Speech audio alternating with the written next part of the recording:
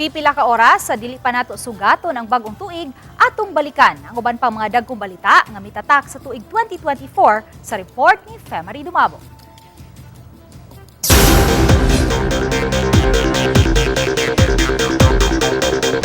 Nabaniog karon tuig ang pagkadiskubre sa mga illegal pugo operation sa nasod ug usa sa girumbo sa otoridad ang pugo operation sa likod sa usa ka resort sa Barangay Agos, Lapu-Lapu City. Din 169 ka mga individual ang naaresto. 16 kanila kasagaran Chinese nationals ang napasakaan og patong-patong nga kaso. Nagpadayon pa ang kaso. Patay ang duha ka mga piniriso samtang samda ng usa pa dihang girakrakan sa wa mailhing mamumuno sa highway habig sa Barangay Asuncion, Maasin City, Southern Leyte. Paingon na unta ang mga biktima sa Southern Leyte Provincial Jail. Naukay ang munisipalidad sa Artiche sa Eastern Samar nitong Marso. Kini dihang nalambat sa usa ka mananagat ang 25 kilos nga cocaine nga mobalor sa kapin 132 milyones pesos. Tungod sa pagpaybalo sa otoridad, gipasidunggan ang mananagat.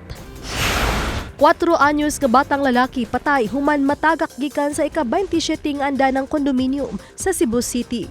Kauban sa batang inahan niini kinsa adunay matod gikuha sa ubos nga bahin sa kondominium ug wala na mabantay nga nahulog na ang iyang anak.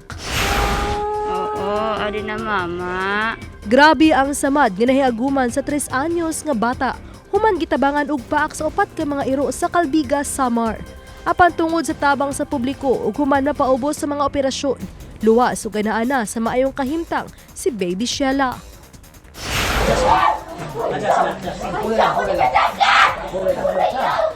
Daghan ang naukay dihang nabalita ang gingong 5 ka mga tinun-an sa Haklupan National High School sa Talisay City. Ang gingong nasudlan og daotang espiritu. Matod sa prinsipal nga nagsugod ang tanan atol sa pagsalmot sa mga tinun-an sa Sinulog Festival sa Barangay Haklupan. Daghan ang tuyong mibisita sa sitio Tayod sa Barangay Basak, Pardo, Cebu City. Dihang nabaniog ang paghilak sa imahe ni Senyor Santo Niño. Apan daling nagpahinumdum ang simbahang Katoliko nga dili dayon motuo sa ingon ani nga hitabo. Nagkadaya ang reaksyon sa publiko dihang nabalita ang giingong bukog sa sigbin nga napalgan sa kisami sa usa ka ancestral house sa Talisay City. Apan matod sa Talisay City Vet, ang mga bukog dili sa sigbin, apan sa mga iring. Ubay-ubay usab ang nagbilin og tatak ug nagdala og dungog sa nasod. Usa na niini si Carlo Yolo nga milangkat og double gold medal sa 2024 Paris Olympics. Gawas ni Yolo, gipasidunggan dinhi sa Subo ang tampo sa iyang Sugboanong coach nga si Allen Aldrin Castañeda. Uban ni Rod Prado Clans Gabutin.